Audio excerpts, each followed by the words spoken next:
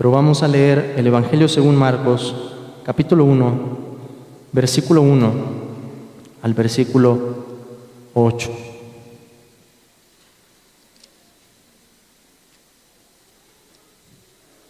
Dice la palabra de Dios: principio del Evangelio de Jesucristo, Hijo de Dios, como está escrito en Isaías el profeta: He aquí yo envío mi mensajero delante de tu faz, el cual preparará tu camino delante de ti. Voz del que clama en el desierto: preparad el camino del Señor, enderezad sus sendas. Bautizaba Juan en el desierto y predicaba el bautismo de arrepentimiento para perdón de pecados. Y salían a él toda la provincia de Judea y todos los de Jerusalén, y eran bautizados por él en el río Jordán, confesando sus pecados. Y Juan estaba vestido de pelo de camello y tenía un cinto de cuero alrededor de sus lomos, y comía langostas y miel silvestre. Y predicaba diciendo: Viene tras mí el que es más poderoso que yo, a quien no soy digno de desatar encorvado la correa de su calzado. Yo la verdad os he bautizado con agua, pero Él os bautizará con Espíritu Santo. Pueden tomar asiento, hermanos.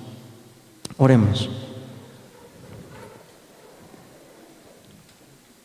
Señor, te damos gracias, Padre, que podemos comenzar ahora con este libro.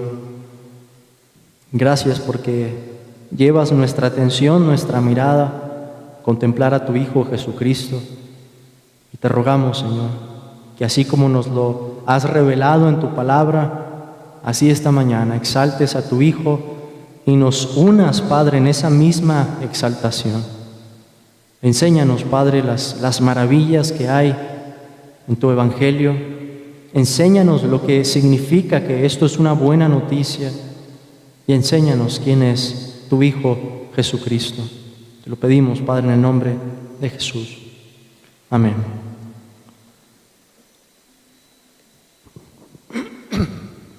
Perdón.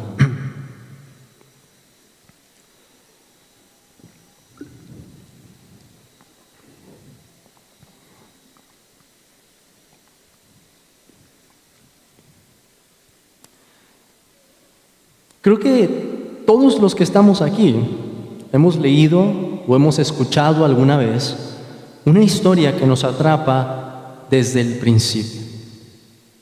Y hermanos, hay cierta forma en la que solemos comenzar una historia.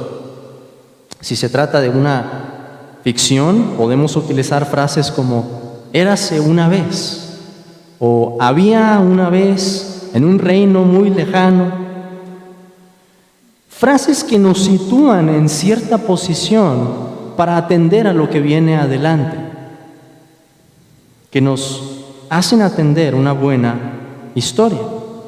Otras veces se nos sitúa en un marco espacial y la historia comienza en cierta ubicación. El libro de Job dice, por ejemplo: hubo en tierra de Uz un varón llamado Job.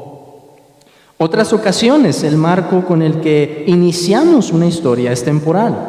Nos dice Daniel 1:1: en el año 3 del reinado de Joacim, rey de Judá, vino Nabucodonosor, rey de Babilonia, a Jerusalén y la sitió. ¿O qué tal la manera en que comienza el primer libro de la Biblia? En el principio creó Dios los cielos y la tierra. Frases como estas captan nuestra atención y nos llevan de la mano, por así decirlo, al momento, al lugar o al evento en el que estuvieron los que vivieron la historia. La Biblia, hermanos, tiene una hermosura literaria y un arte narrativo. La Biblia sabe cómo contar historias. No estoy diciendo, no me malentiendan, que la Biblia es como cualquier otro libro. La Biblia es infinitamente superior. Pero la Biblia, hermanos, utiliza esos mecanismos, esas herramientas que atraen nuestra atención, que nos sitúan, que causan suspenso, que nos hacen preguntarnos qué es lo que viene a continuación. Ahora, la Escritura nos presenta la historia de una manera teológica.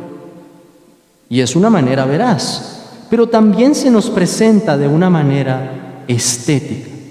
Por decir un ejemplo, ¿por qué, hermanos, Génesis capítulo 1 al capítulo 11 avanza tan rápido? Y abarcamos generaciones, y abarcamos años y años y años y años.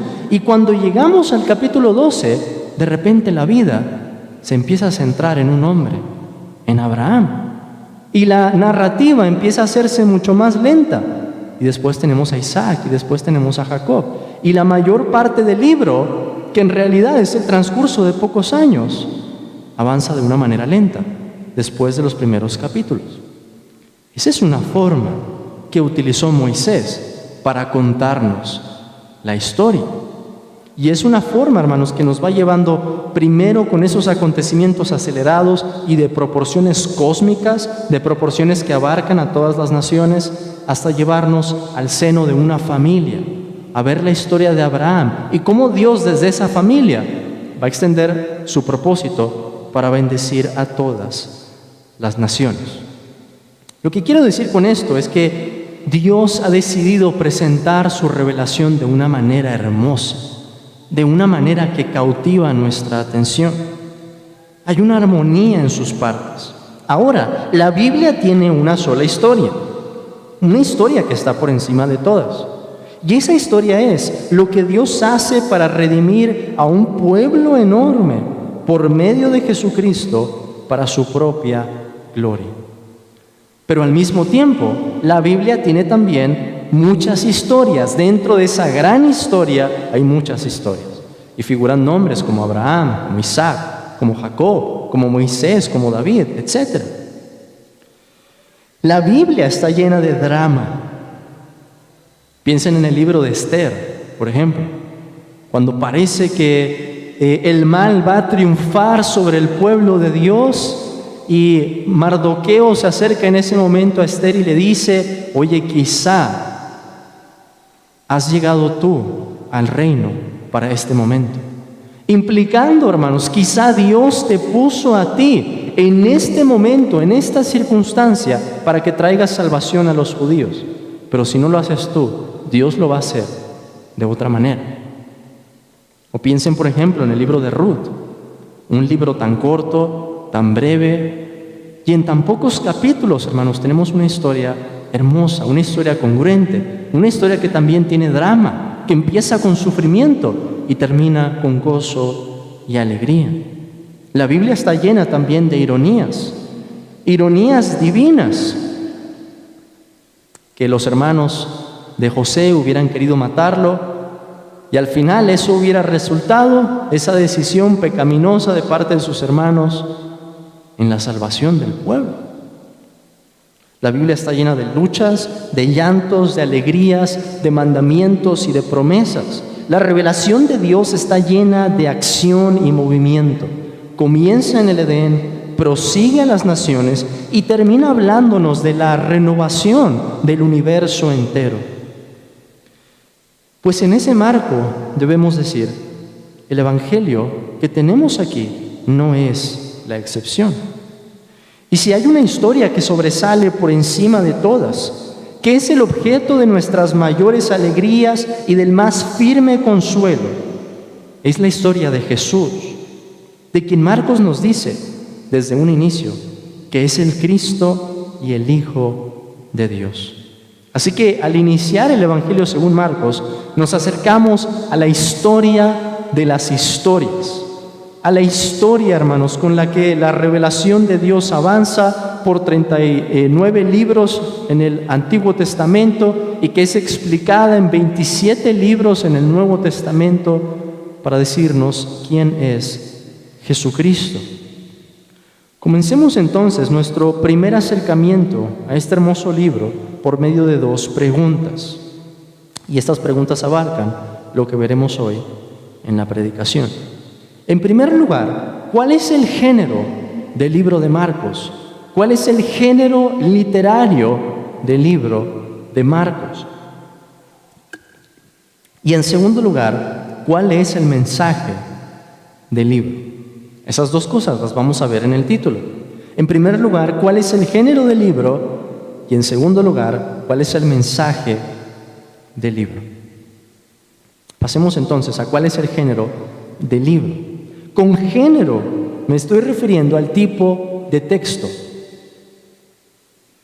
Al estudiar un texto, hermanos, hacemos una clasificación y distinguimos o dividimos diferentes géneros literarios. El género literario nos dice algo del mensaje y su propósito. Hay un género narrativo, hay un género lírico, hay un género poético, hay un género dramático y hay un género didáctico. Pero ¿en dónde metemos a los evangelios? ¿Dónde caben los evangelios? Porque creo, hermanos, y esta es una dificultad, y ha sido una dificultad para los estudiosos más dedicados del Nuevo Testamento, que el evangelio se resiste a caber en un solo tipo de género.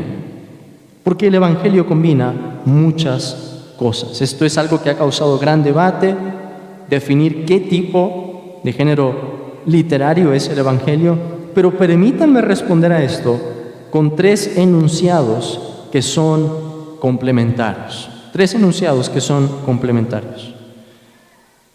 En primer lugar, el evangelio como una narrativa teológica. Eso es lo que vamos a ver ahora. El evangelio como una narrativa teológica. Con narrativa me refiero a que el evangelio, según Marcos, nos relata una historia con un propósito teológico. No solo, hermanos, noten la distinción, nos relata historia, no solo acontecimientos históricos. El Evangelio de Marcos nos relata una historia. Y hay una diferencia allí. Yo pudiera presentarles los hechos de la vida de Jesucristo de una manera desinteresada, desapasionada, y contarles uno por uno las cosas que Él hizo. Pero esa no es la forma en que Marcos nos presenta su evangelio. De hecho, los estudiosos han dicho que si Marcos se distingue de los otros evangelios por una característica, es porque Marcos es dramático. Y vamos a ver eso con más tiempo después. Pero lo que estoy diciendo entonces es que Marcos nos cuenta una historia. No es una serie de hechos amalgamados, sin un orden, sin un propósito. Hay una intención, hermanos, en la forma en la que Marcos acomodó todo lo que encontramos en el Evangelio. Es cierto, se trata de hechos y realidades históricas, y esto es algo fundamental para que lo recibamos. No podríamos recibir el Evangelio si no creyéramos que lo que el Evangelio dice es una verdad histórica. Que Jesús realmente hizo milagros, que Jesús realmente expulsó demonios, que Él predicó, que Él llamó a discípulos, que Él realmente perdonó pecados, confrontó a los líderes, murió en una cruz romana por nuestros pecados y resucitó al tercer día. No podríamos creer el Evangelio si no se nos presentara como una realidad histórica. Pero digo además que es una historia con un propósito teológico. Marcos escogió lo que nos iba a contar, porque él tenía un propósito en mente. Hay algo que Marcos nos quiere mostrar en el Evangelio. Marcos organizó los hechos y las palabras con un propósito especial. No es una mezcla azarosa, no es algo desorganizado, no es un libro sin estructura. Es una historia coherente. Piensen en sus partes, hermanos. Porque una narrativa, podemos decir, tiene 5 partes. En primer lugar, una narrativa tiene un narrador, una voz que nos está contando la historia. ¿Quién es el narrador? Marcos. No era un apóstol, pero sabemos que era un asociado apostólico. Encontramos, por ejemplo, menciones de él en Colosenses capítulo 4, versículo 10, en Primera de Pedro capítulo 5, versículo 13, entre otros ejemplos. Marcos era conocido por los apóstoles y sabemos por la historia de la iglesia que él escribió este evangelio a partir de las memorias del apóstol Pedro, que muy probablemente lo que ocurrió fue que Marcos tuvo la oportunidad de escuchar los discursos de Pedro y de allí entonces recopilar el material para elaborar este evangelio que tenemos ante nosotros. Y eso tiene sentido porque Marcos se va a centrar al principio del libro en el mar de Galilea. Y tiene sentido, digo, porque Pedro, recuerdan su oficio, era un pescador. Y Marcos nos presenta una geografía que está relacionada con el mar. Pareciera que Jesús al principio de Marcos solamente está en las regiones alrededor del mar. Entonces, Marcos tiene una manera de contarnos esta historia. Él es el narrador. Pero hay además un escenario. ¿Dónde comienza el evangelio, hermanos? Lo hemos leído. Comienza en el desierto. Después nos traslada al mar de Galilea, después a las regiones cercanas a Jerusalén, hasta que el Señor entra en la ciudad. Vemos a Jesús en el Evangelio según Marcos, orando continuamente en lugares desiertos, apartado de las personas, pero también lo vemos enseñando en lugares públicos o incluso entrando a las casas. Marcos también tiene una trama. Desde el inicio comenzamos con un punto de ventaja. ¿Cuál es el punto de ventaja que nosotros tenemos? Ya sabemos quién es Jesucristo, porque Marcos comienza diciéndonos, principio del Evangelio de Jesucristo, Hijo de Dios. Los discípulos todavía no saben bien, cuando recién iniciamos el Evangelio. Las multitudes están confundidas, los fariseos se están oponiendo, pero nosotros lo sabemos desde un inicio. Jesús es el Cristo, el Hijo de Dios. Marcos nos dice quién es Jesús, pero la trama es cómo va a reaccionar la gente ante Él. ¿Cómo Jesús va a demostrar que Él es el Cristo, el Hijo de Dios? ¿Quiénes van a creer y quiénes no van a creer? En esa trama hay conflicto y también hay resolución. El Evangelio según Marcos tiene personajes. ¿Quién es el personaje principal, el protagonista? Por supuesto, Jesús. El libro se trata de Él. Él es en quien se centra la historia. Pero también aparecen personas como Juan el Bautista, los discípulos, las autoridades judías, las multitudes y algunas personas con mención particular. Unos lo siguen, otros lo aclaman, otros lo aborrecen. El Evangelio según Marcos también tiene una retórica particular. Con esto me refiero a que Marcos tiene una forma de contar las cosas que añade drama. Vamos a ver en el Evangelio según Marcos que un episodio se suscita tras otro a una velocidad impresionante. Jesús aparece en este Evangelio en constante movimiento, enseñando por aquí, haciendo milagros por allá, sin detenerse. Un evangelio con poco diálogo. Comparen, por ejemplo, al Evangelio según Mateo, que se estructura en 5 discursos diferentes. Pero el Evangelio según Marcos está lleno de acción. Marcos, de hecho, utiliza mucho un adverbio que aparece traducido en nuestras Biblias como luego. Vean, por ejemplo, el versículo 10 en el capítulo 1. El versículo nos dice, y luego, cuando subía del agua, vio abrirse los cielos y al Espíritu como paloma que descendía sobre él. Versículo 12, y luego el Espíritu le impulsó al desierto. Versículo 18, y dejando luego sus redes, le siguieron. Versículo 20, y luego los llamó, y dejando a su padre Zebedeo en la barca con los jornaleros, le siguieron. Versículo 28, y muy pronto, es el mismo adverbio, se difundió su fama por toda la provincia alrededor de Galilea. La cuestión, hermanos, es que este adverbio no solo puede traducirse como luego, también puede traducirse como inmediatamente, lo cual nos deja ver esa velocidad con la que avanza Marcos. No se detiene tanto en algunos episodios y nos dice inmediatamente, y luego, y nos presenta otra escena, y otra escena, y otra escena. Además, Marcos también utiliza mucho una forma verbal que es llamada el presente histórico. El presente histórico se utiliza para dividir secciones o para atraer nuestra atención al evento que sigue después de ese verbo. En nuestra traducción no se puede apreciar tanto esto, pero a medida que vayamos avanzando les voy a decir, aquí aparece un presente histórico, lo que puede poner atención a lo que viene a continuación o nos ayuda a dividir el discurso.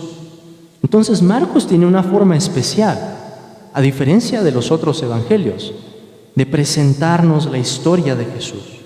Marcos tiene todos esos elementos para decirnos que Jesús es el ungido, el Hijo de Dios. Entonces, siendo que el evangelio es una narrativa teológica, déjenme dar aquí una aplicación. Debemos prestar nuestros oídos a esta historia, porque va a haber cosas sutiles, hermanos, que no vemos muy seguido, que si hacemos una lectura rápida no nos vamos a dar cuenta, con la que Marcos está haciendo suspenso, está demostrando el drama en esta historia. En segundo lugar, el evangelio no solo es una narrativa teológica. Recuerden que estamos hablando de cuál es el género del evangelio. Es una narrativa, sí, cabe allí, pero no es solo eso. El evangelio es también un retrato teológico, no solo narrativa, también es un retrato.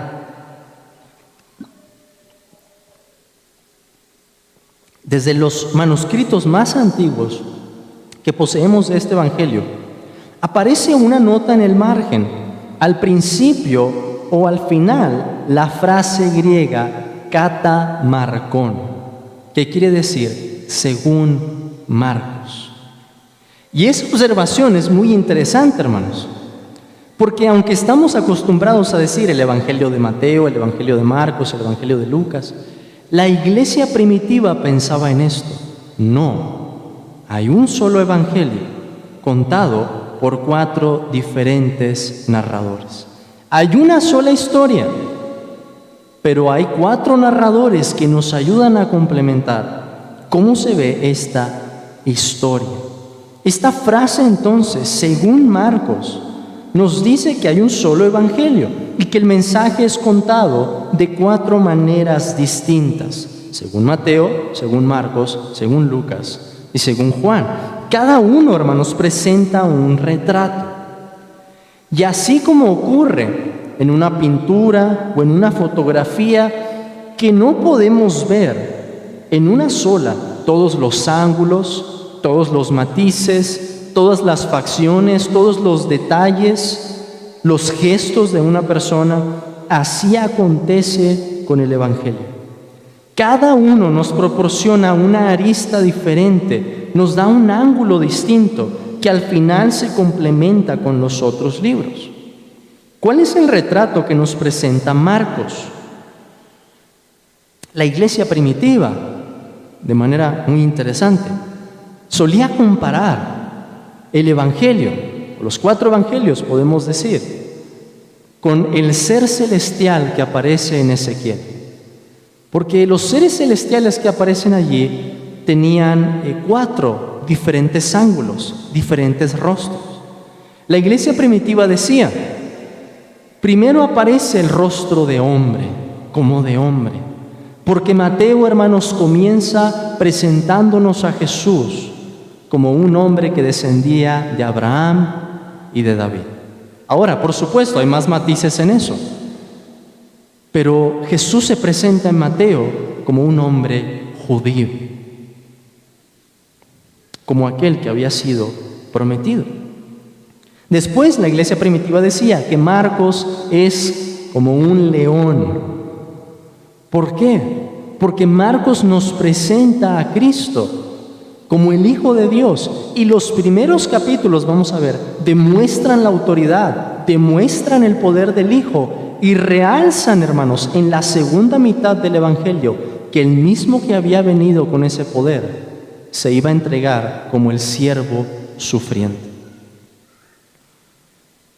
Como lo dice un autor, el tema central del libro es, cito, Jesús, el poderoso Mesías e Hijo de Dios, que sufre obedientemente como el siervo del Señor para pagar el rescate por los pecados y como un modelo de sufrimiento y sacrificio para que lo sigan sus discípulos.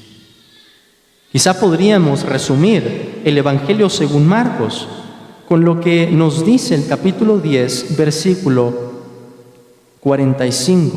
Capítulo 10, versículo 45, que nos dice: porque el Hijo del Hombre no vino para ser servido, sino para servir y para dar su vida en rescate por muchos.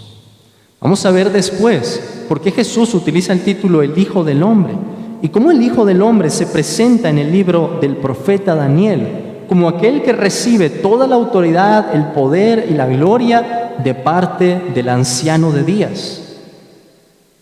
Pero además de ver el poder, hermanos, vemos a Cristo como el siervo sufriente, como aquel que se entrega voluntariamente para sufrir.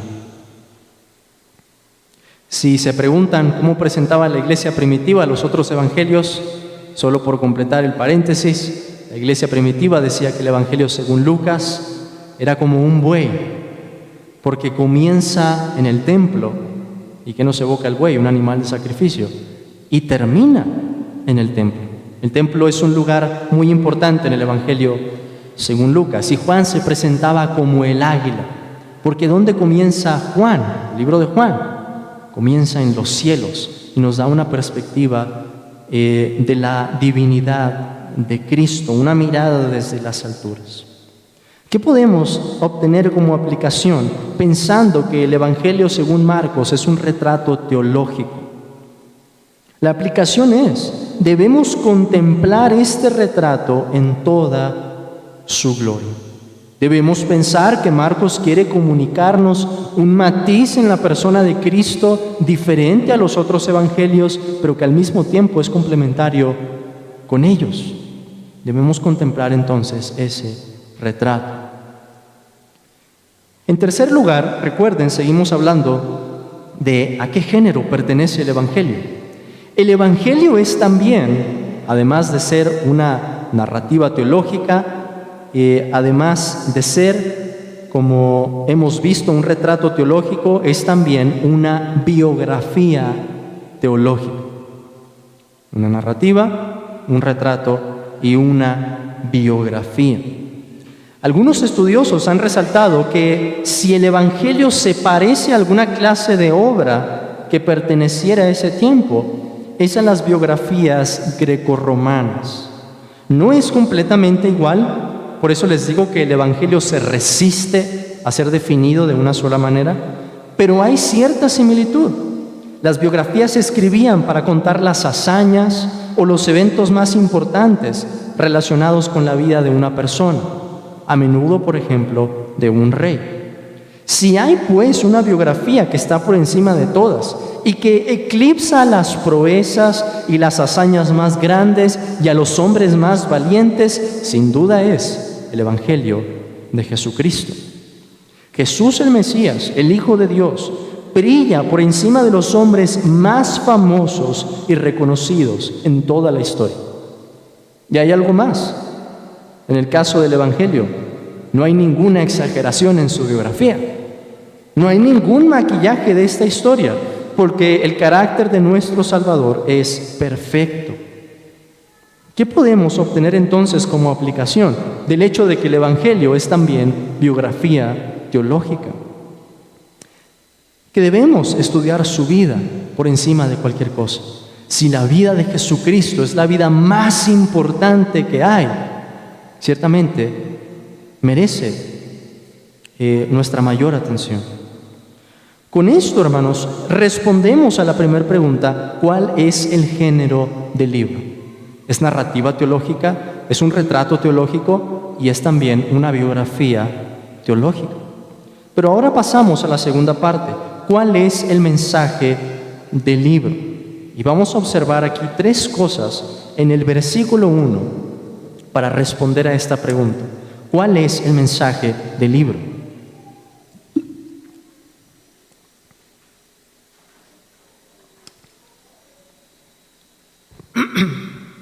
primer lugar, el versículo 1 es un título: Principio del Evangelio de Jesucristo, Hijo de Dios.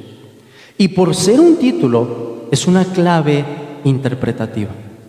Hermanos, Marcos ya nos dio la llave aquí, desde el versículo 1, para saber qué es lo que tenemos que buscar, cómo debemos de leer, qué es en lo que tenemos que pensar cuando veamos, por ejemplo, los milagros de Cristo, cuando escuchemos sus palabras, cuando veamos su oración, etc. Si el género literario nos ayuda a interpretar Marcos, su título nos ayuda aún más. El título, como he dicho, nos pone en una posición ventajosa. Desde un inicio ya sabemos quién es Jesús. El desarrollo del libro nos va a explicar lo que tenemos en estas palabras. Por esto, si tenemos este título en mente, a medida que leamos, que avancemos, entenderemos bien de qué se trata y cuál es el propósito de esas pequeñas secciones, a dónde están apuntando. Estas palabras son atestiguadas, por ejemplo, por el Padre en el bautismo. Versículo 11, vean por favor en el capítulo 1. Y vino una voz de los cielos que decía: Tú eres mi Hijo amado, en ti tengo complacencia. Esas palabras que encontramos en el título son reconocidas también por los demonios. Capítulo 3, versículo 11. Y los espíritus inmundos, al verle, se postraban delante de él y daban voces diciendo: Tú eres el Hijo de Dios. Esas palabras fueron confesadas por Pedro. Marcos capítulo 8, versículo 29. Entonces él les dijo: ¿Y vosotros quién decís que soy? Respondiendo Pedro le dijo: Tú eres el Cristo. Esas palabras también fueron testificadas por Jesús mismo. Marcos capítulo 14, versículo 61. Cuando estaba ante el concilio, nos dice: mas él callaba y nada respondía. El sumo sacerdote le volvió a preguntar y le dijo: ¿Eres tú el Cristo, el Hijo del bendito? Y Jesús le dijo: Yo soy. Y veréis al Hijo del Hombre sentado a la diestra del poder de Dios y viniendo en las nubes del cielo. Y por último, hermanos, en Marcos 15:39, las dice una persona inesperada. Y el centurión que estaba frente a él, viendo que después de clamar había expirado así, dijo: verdaderamente este hombre era Hijo de Dios.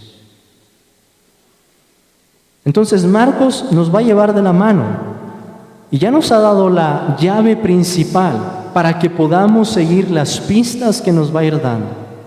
Porque el propósito de su evangelio es mostrarnos a Jesús como el Cristo, el Hijo de Dios.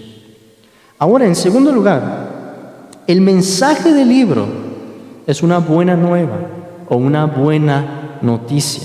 Eso es lo que significa la palabra evangelio, transliterada de la palabra griega evangelion. Esta palabra se utilizaba, por ejemplo, cuando se anunciaba que había un nuevo rey o que había habido una victoria después de una batalla.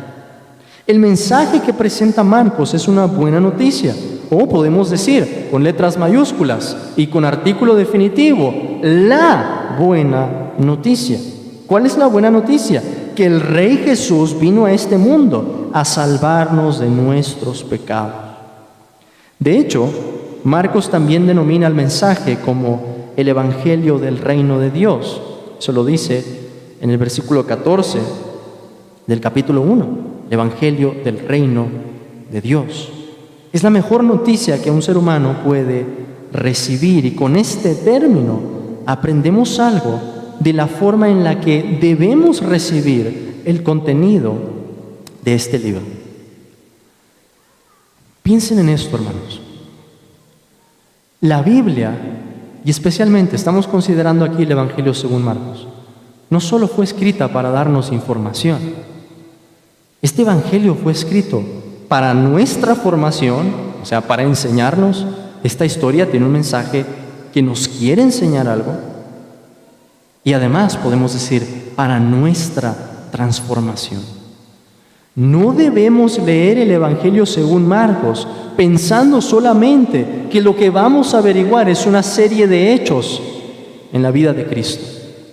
Debemos leerlo pensando que esta historia tiene el propósito de transformarnos.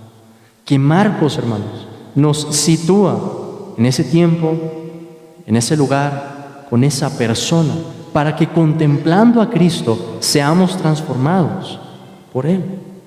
Déjenme decirlo en otras palabras. Marcos quiere que al ver los milagros de Jesús y su autoridad, nos unamos a la confesión de Pedro en el capítulo 8 para decir: Señor, tú eres el Cristo, tú eres el ungido. Marcos quiere que cuando veamos que Jesús entrega su vida en rescate por nosotros, estemos dispuestos y en efecto sigamos a Jesús en el camino del sufrimiento.